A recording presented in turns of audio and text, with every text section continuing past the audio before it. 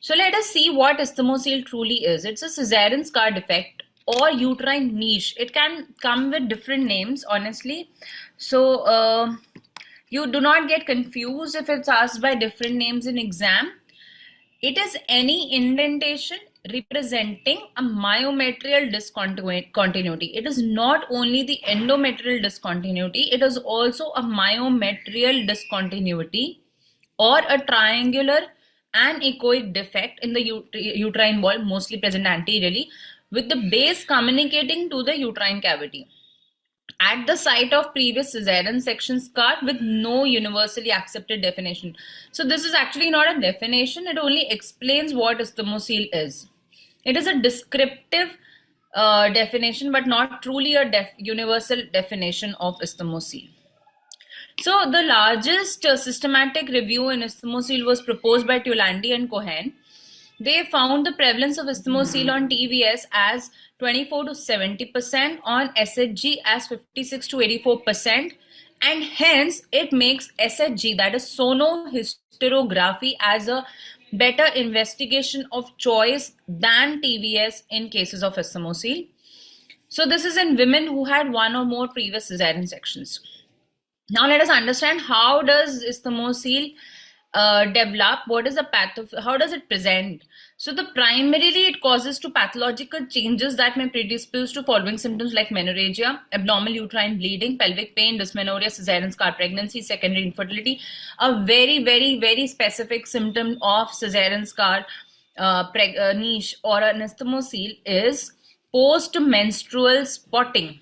I'll also tell you the pathophysiology, why this is very characteristic. And any woman who comes to you with post-menstrual spotting, get a scan done, or if MRI, if needed, an MRI to rule out cesarean scar defect or isthmocele in such patient.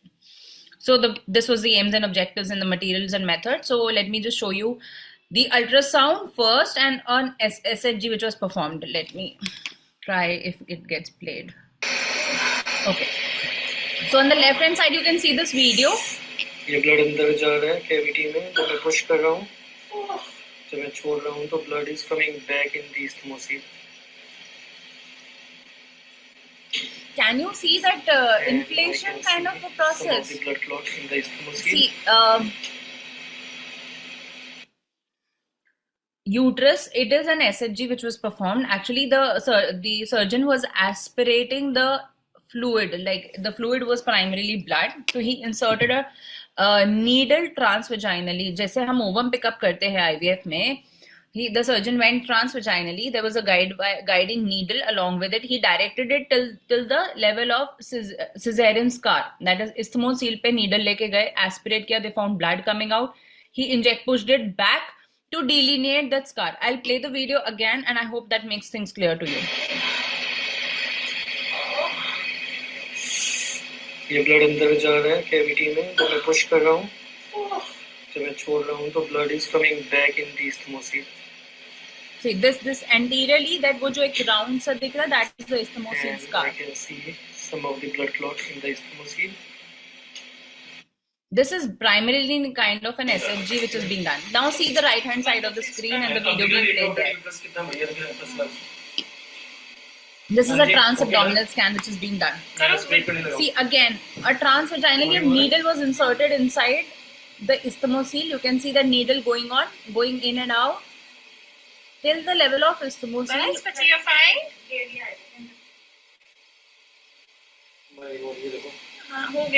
And the aspirated blood. I'll show you the blood being aspirated out of that isthmocele. नीचे जो white shining है, see this is blood. See, that is the isthmocele with the old altered collected blood inside. Clear to all of you? I'll repeat the videos again at the end of the class. This was a very beautiful repair video of isthmocele, but I think it's not getting played somehow in Keynote. I'll try to show it if it becomes possible. Now this is the final surgical outcome. You can see MR being done pre-operatively, and middle section में जो mid sad section लिया है, उसमें uterus दिख रहा है, uterus के अंदर uterine cavity is visible, anteriorly you can see a triangular defect जो ब्लैडर के जस्ट ब्लैडर और यूट्रस के बीच में, that is the isthmocele and this is the opened defect. Right side में जो लैप्रोस्कोपिक रिपेयर का वीडियो है, यू कैन सी इस्थमोसील जो डिफेक्ट है that being excised and beneath that you can see, अगर आप clearly if you see that posteriorly आपको एक वो छोटा सा हेगार्स डायलेटर भी दिख रहा है सर्वाइकल कनाल में, metallic Hegar's dilator being inserted inside. Just a minute.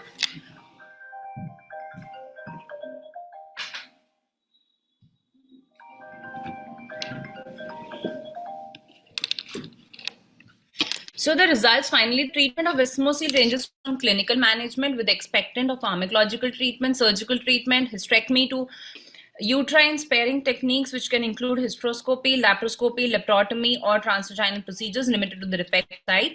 Hysteroscopic resection of isthmosil was used when residual myometal thickness was more than 3 mm. A combined hysteroscopic and laparoscopic route was used by. There are many techniques. I'll tell you all the techniques. Donez repair, Verwood's technique, Rendezvous technique. I'll tell you all of these techniques in surgical management. So primarily, this was the conclusion which we wanted to propose in the conference, that obstetric complications of cesarean section are well established. However, it is imperative to identify and manage this relatively newer entity causing gynecological manifestations of cesarean scar. Isthmosil has currently been classified as AUBN, which is not otherwise specified, which might need reclassification into AUBI because it's a nitrogenic problem. Also, a newer terminology may be proposed for isthmosil as cervicocele, which serves as a wholesome entity clearly demonstrating the etiopathogenesis. So this is the ultrasound images where you can see the different shapes of isthmosil. It need not basically classically be a triangular defect all the time. It can be semilunar. It can be in multiple shapes. So these are the different types of isthmosil which you can encounter. It could be triangular, semicircle, rectangle, circle, droplet inclusion cysts. Ultimately, so there is it is a spectrum, like inclusion cysts at the level of cesarean scar is isthmosil.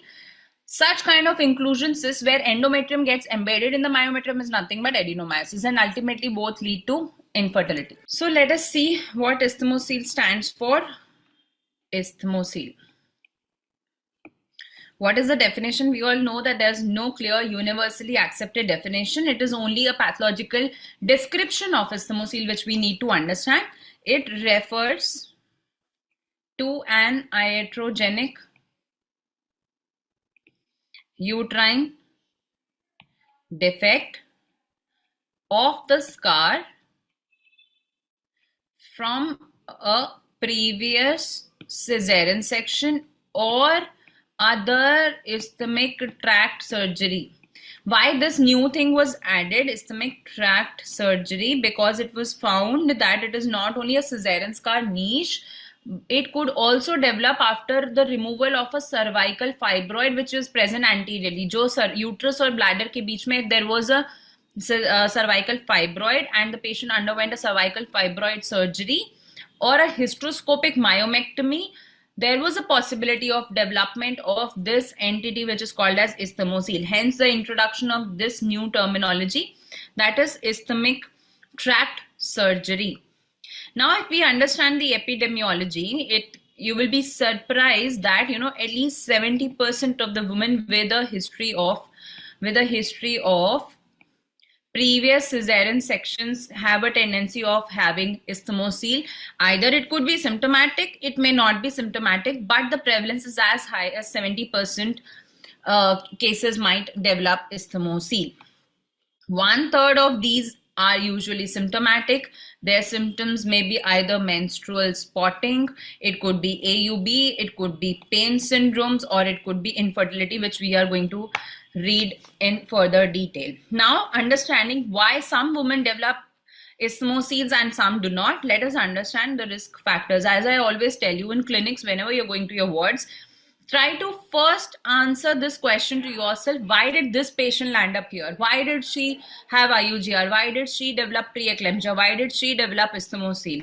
When you ask those whys, many of your risk factors get answered there. You try to identify those risk factors in your patient and you will remember them. So it is primarily due to poor healing of cesarean section scar. The risk factors could be both. Number one, it could be surgery related or it could be patient related. Now let us understand the pathophysiology in detail. With risk factors, I am going to discuss the pathophysiology of isthmocele. Let us understand that one by one. Number one, factors affecting lower uterine segment.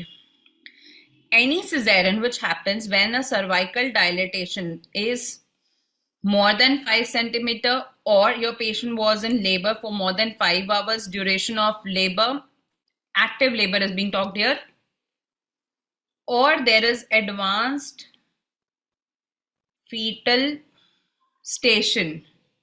So all of this predisposes to large niche. Why does this happen? Why these women tend to develop a large niche or an isthmocele? Because the uterine scar, the lower uterine segment, LUS, becomes thinned out for a prolonged duration of time, is stretched out and is less vascularized. The myometrium less vascularized myometrium, which ultimately results in nothing but an inadequate healing.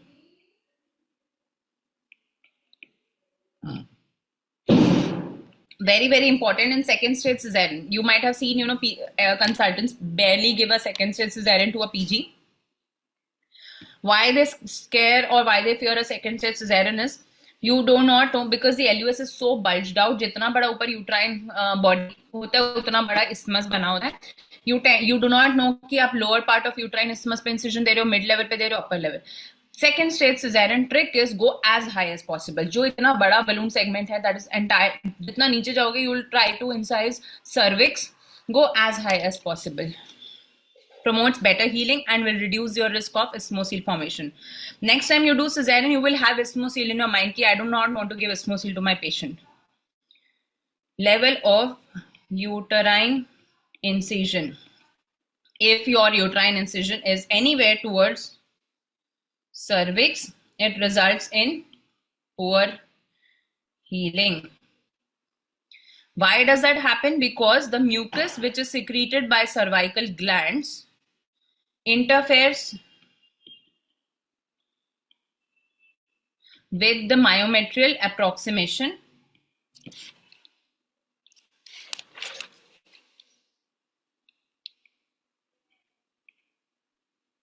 and hence prevents adequate healing of the myometrium at the level of cervical area. Also, any kind of cesarean done in advanced labor will predispose to isthmocele formation. That was the reason why we wanted to promote a new definition and new terminology for isthmocele, which is cervicocele. Because primarily when we observe, whenever you're doing a hysteroscopic repair, we realize कि जितना नीचे scar है उतने लोगों को isthmocele होता है. Because, and you can actually see the cervical mucus coming out when you're doing the repair, when you're doing the niche correction, you see cervical mucus coming out. So that means the scar is at the level of cervix. जो cervix पे uterus को incision मिला वही isthmocele बनेगा. So remember this basic concept. Cervical cesarean section done in advanced labor after cervical effacement.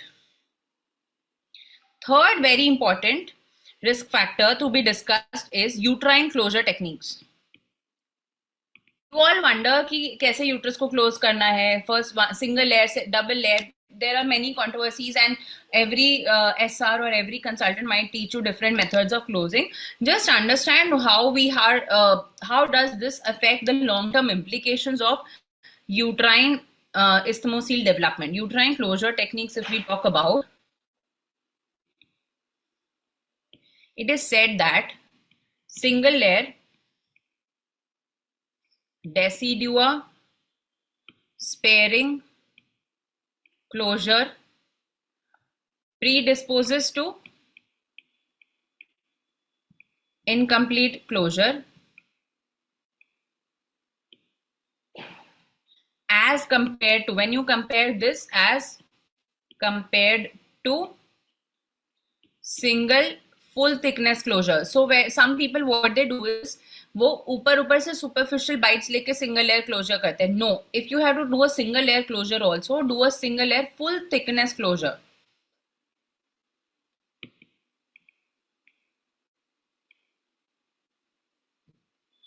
Also understand, 95% of patients, it has been found in studies, 95% of patients with niches, they have undergone single layer closure without closing peritoneum.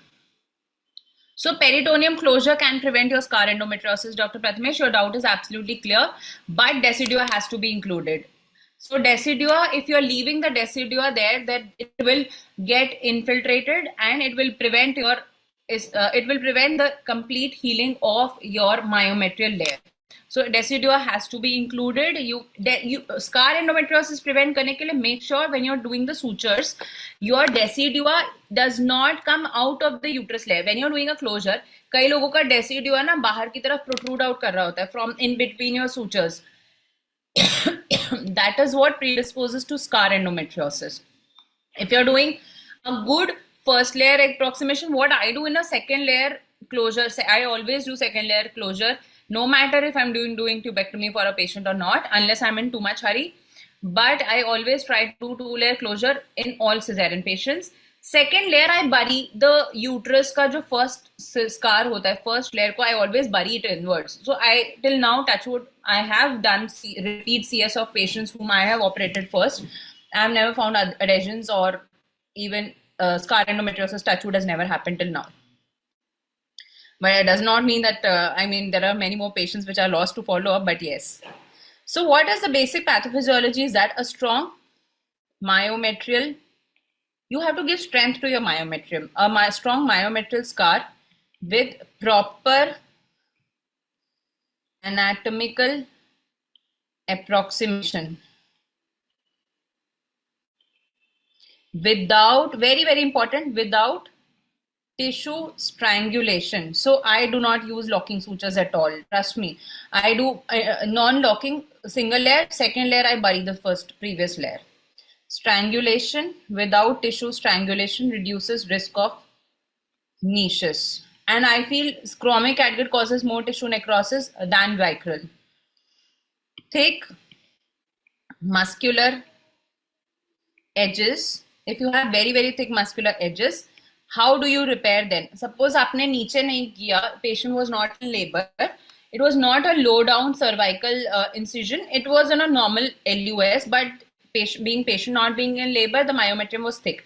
वहाँ पे भी isthmocele बनने के chances है. How will you prevent that thick myometrium and how will you achieve a good hemostasis there? So what you can do when it is a thick muscular edges, go for include deeper part in first layer and remaining superficial second layer, superficial edges in your remaining second layer of closure. Very important, what other techniques you can use, small steps and small changes can really go long way in preventing any kind of further long-term obstetric and gynecological complications in your patients.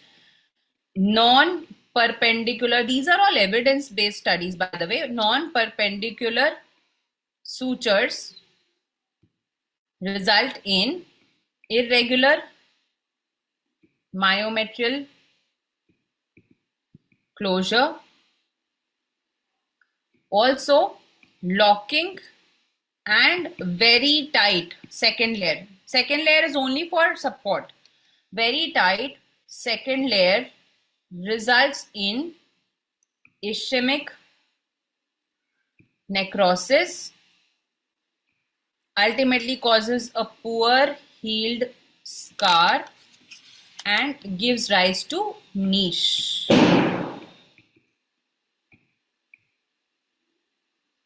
Now finally, after understanding so much of complications and so many tricks, to do adequately. Final conclusion, final summary is which is the best method of closing the uterus. So optimally, if you talk about, so optimal method of uterine closure to prevent esthamocele is a double layer, non-locking suture. This will result in a thicker, it results in a thicker residual myometrial thickness, which ultimately reduces your risk of niche formation. Third very important factor is adhesions. See, some people, like I think even some of my consultants had a habit of using too much of mops. Like hemostasis is not good because of your poor either surgical techniques or inadequate repair using sutures. If you're not confident in your surgical skills, if your hands are not running very smoothly, hemostasis might be a problem, and you get a tendency to mop karo, mop karo, mop karo. So when I was a PG in PJ Chandigarh, it's very funny. Every cesarean, the staff nurse would open 10 mops. 10 की counting से cesarean start होता था, which was a norm in PGI. So usually 5 use होते थे, rest 5 would be discarded, but 10 mops लेके cesarean start होता था. We thought that is the only right method. Whatever you learn in your PG, you feel this is the best method. This is the best way of doing a surgery. Then when I went to AIIMS as an SR, 5 mops were opened in every cesarean. Like before surgery, staff nurse count karati hai mops. 5 mops. Amir College, we had just 3. Now, when I came to freelancing and now when I'm in civil hospital, we use only 2 mops. You go to periphery for cesarean, 2 mop dete. One is used for entirely from start till the baby is out. Baby ke liye use karne ke baad, second mop is the final mop that you get. So it is such a nice method. The more number of moppings that you do now, the dry mop area, the dry gauze creates so much of friction on the peritoneum. The more trauma you cause to the peritoneum results in adhesions. Remember this. And I think previously, as per the evidence-based and guidelines and everything, till the time I was an SR in AIIMS, I used to follow कि नहीं ये नहीं close करना है, peritoneum नहीं लगाना है, ये नहीं लगना है, वो नहीं करना है, muscle नहीं close करना है. Now when I started doing freelancing surgeries, I have realized more how you open a cesarean layer by layer, go do closure layer by layer in the exact fashion, reverse. Go reverse in the same fashion and you will have such beautiful cesareans. I really doubt you'll get any kind of complications when the patient is going again for the surgery. I always operate on a patient thinking कि इसका next cesarean मुझे ही करना है. Have that in mind and you'll do justice to your patient, I think. So adhesions you can prevent by achieving a good hemostasis, and secondly, very important, by reducing the number of mops in your surgery. Adhesions, when we talk about, so adhesions with anterior abdominal wall, what does that do? It pulls the uterine scar towards abdominal wall. Suppose this is the abdominal wall, यहाँ bladder होता है, this is your uterus, this is your scar. Adhesion इधर है ना, so it will result in something like this. मतलब uterus को anterior abdominal wall की तरफ pull करेगा, uterine scar भी abdominal wall की तरफ pull होते जाएगा. Round ligaments भी इधर है, so it is a tendency usually कई बार इस तरह से adhesion मिलता है, यहाँ पे fundus होता है, यहाँ पे scar जाके चिपका होता है. So many kind of different findings you can have intraoperatively. What does this do? Basically, counteracting force opposite to, it's a very beautiful physics here, opposite to the direction of a retracting uterine tissue scar results in an impaired uterus retraction. उसको अपने जगह पे pull back करता है, but if there is adhesion with the abdominal wall, there is a counteracting force. It will prevent the scar from going back to its original place, and it will predispose to a myometrial defect resulting in isthmocele formation. So this is the basic pathophysiology and mechanism. Results in impaired wound healing. Fourth is retroflexion of uterus. Retroflexed uterus results in large niches, either anterior wall adhesions also, or even if it's a retroverted uterus, retroflexed uterus rather, it results in large niches formation. Now, if we see some patient related factors, here. Number one is genetic predisposition in general for poor wound healing mechanisms. I have a habit of giving vitamin C and high protein diet to all my patients post-operatively. You should not only see that patient की आया है उसको constipation है, Duflex दे दो, ये दे दो, painkiller दे दो. Always focus on internal wound healing of any patient that you see post-operatively. Impaired wound healing. Some patients with any kind of a hemostatic disorders can have poor hemostasis, can have adhesion formations, and also very importantly, any kind of post-operative infections also predisposed to adhesion formation and can result in isthmocele. Other than the genetic disposition, GDM, previous CS, which we all know, advanced BMI, all these are known independent risk factors of isthmocele formation, independent risk factors. Clear to all of you? Shall we go ahead from here? Any doubts till now? Anybody wants to ask anything? Or should I move ahead with clinical features and clinical presentations? Okay, I think no questions, so I'm moving ahead. Number one, very, very characteristic. I think there is, yes, thank you. Post-menstrual spotting. You missed the last lecture of recent advances in contraception, Dr. Prathamesh. You were not there. I'm talking like a school teacher now. They're asking why were you absent in the class. So how do you define a post-menstrual spotting, which is bothersome? There is a definition for that also, which is more than equal to 2 days. Okay, alumni meet. More than equal to 2 days of intermenstrual spotting. More than equal to 2 days of brownish discharge after bleeding per vaginum which has persisted more than 7 days. So this is a very clear definition, you know, you have these definitions here. जो भी AUB या heavy menstrual bleeding, post-menstrual bleeding, intermenstrual spotting, blah, blah, blah, whatever is there, everything has a very, very clear definition using centiles, medians. And I think I don't know who has taught you AUB, but if somebody teaches AUB very nicely, it's a very interesting topic. Normal menstrual cycle, say what are the variants of normal menstrual cycle, what are the problems with menstrual cycle, how to give a menstrual calendar to your patient, how will you identify if there is a deviation from a normal menstrual cycle. It's an interesting topic to study. Most predominant symptom in 30 to 55% of women at 6 to 12 months post cesarean section. So this is a very, very characteristic symptom which is very specific of isthmocele. What happens here now, if you understand the pathophysiology, why a post-menstrual spotting happens is the anterior edge of niche obstructs flow of menstrual blood.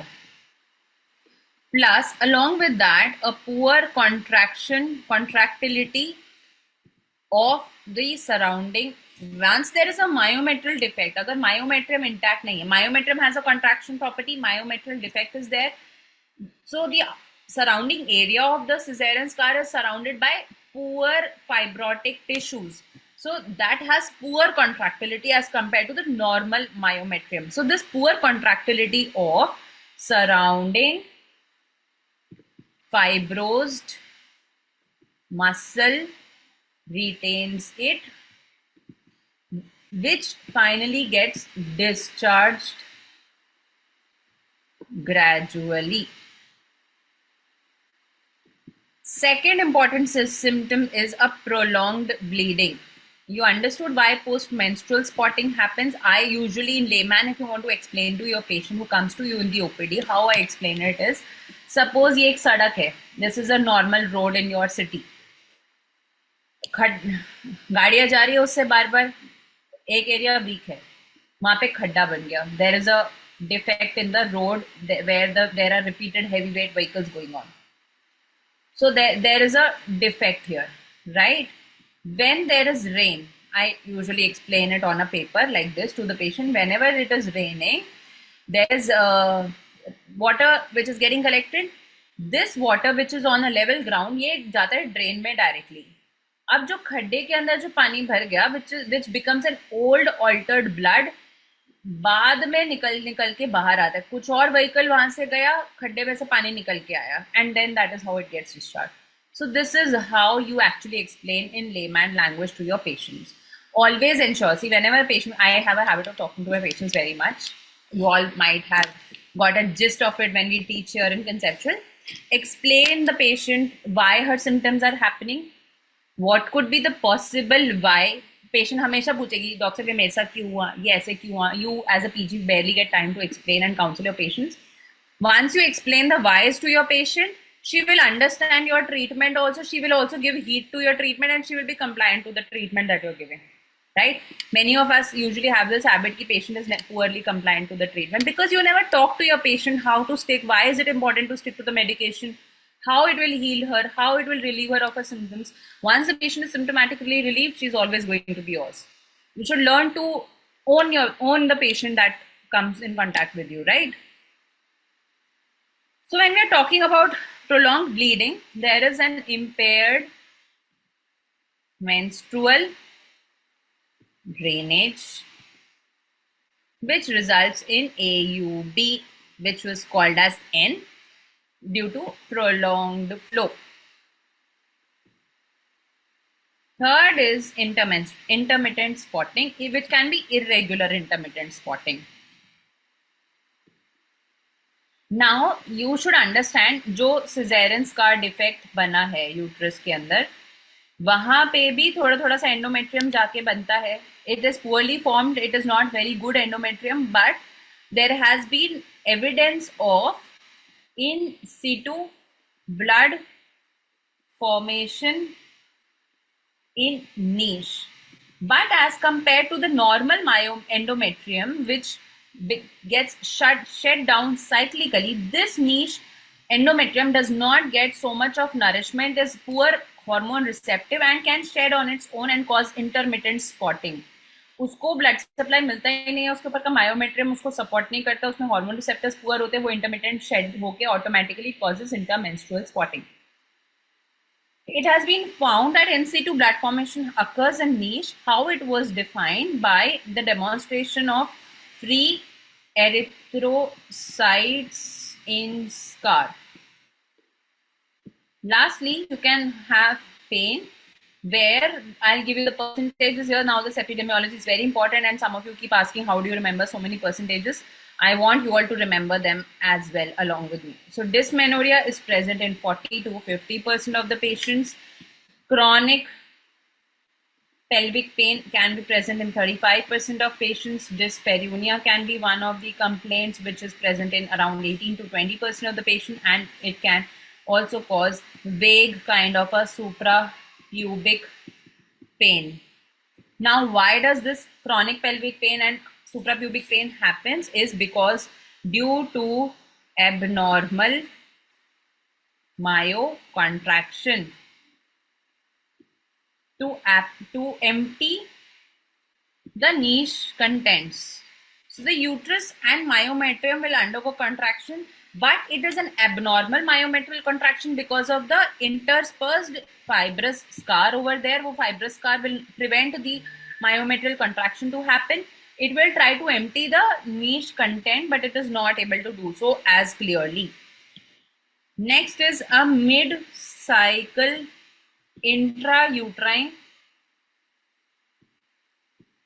fluid collection. Now, why is this important as a symptom? Because this is the cause of all infertility, secondary infertility in these women. And it hampers IVF cycles very badly, and every previous cesarean scar patient should undergo a diagnostic hysteroscopy and assess for the isthmocele scar. So what happens is, due to excess mucus formation by retained blood, जो retained blood है, that will cause excessive mucus secretion, and as hydrosalpinx hampers embryo transfer and implantation, similarly excess mucus formation happens due to retained blood. Just give me a second, I have a laboring. Hi, sorry for that. So what are the other symptoms is that there can be a cesarean scar ectopic, and if the ectopic happens in that isthmocele area, there is a high probability of risk of rupture. It can cause secondary infertility, problems in IVF cycles where there could be difficulty in embryo transfer, and it can also cause recurrent implantation failure because of the cervical mucus and excess fluid which is present over there. Difficult in embryo transfer, it is seen as high as 20% of patients, primarily due to the anatomic position. A retroflex uterus can cause difficult embryo transfer in such patients. You should if you know your patient has isthmocele, anticipate a difficult ET. Do it in a half-filled bladder. Next, other symptoms could be bladder dysfunction. There could be other obstetric complications in future pregnancy, which can include placenta preta spectrum. There could be scar abscess. I have seen one patient with scar abscess. It's very, very horrible. Sometimes these patients land up in hysterectomy as well. Our patient, we could do a laparoscopic repair of the scar abscess and do a conservative management because the patient was desirous of future fertility. How do you diagnose? There you can do a TVS, you can do HSG, you can do SHG, you can do a 3D USG. 3D USG is personally my favorite. Then SHG is said to be one of the investigation of choice. You can do a diagnostic hysteroscopy. You can order an MRI. Now, what is the way, how do you diagnose it on your ultrasound? It is an anechoic space which is nothing but 1 mm deep. Now, what is the depth? How do you measure that depth? This is measured with the help of a vertical distance between base and apex of the defect. So I'm drawing a reverse. Now, if this is your bladder, this is your uterus, there is a isthmocele here. How do you measure the vertical distance or cesarean scar niche depth? It is from this base to the apex, to the maximum apex on scan. I'll show you a few diagrams again. So base to apex, with or without fluid, with or without fluid. And also remember, to classify it as a cesarean scar defect, it has to be at least 2 mm deep into the myometrium. And always do these scans, be it placenta creta, be it isthmocele, half-filled bladder. Even if it is a TVS, never empty the bladder completely, because thoda sa bladder ka interface will help you identify that cesarean scar defect and also measure the residual myometrial thickness. Now, why this RMT is important is to decide the route of surgery. If it is very, very thin, if it is less than 2.5 to 3 mm, then you preferably go through a laparoscopic route, and if you have a good residual myometrial thickness, you go through a hysteroscopy route. Myometrium upar se acha hai to niche se jao. Makes sense, right? So at least 2 mm defect deep into the myometrium at CS site.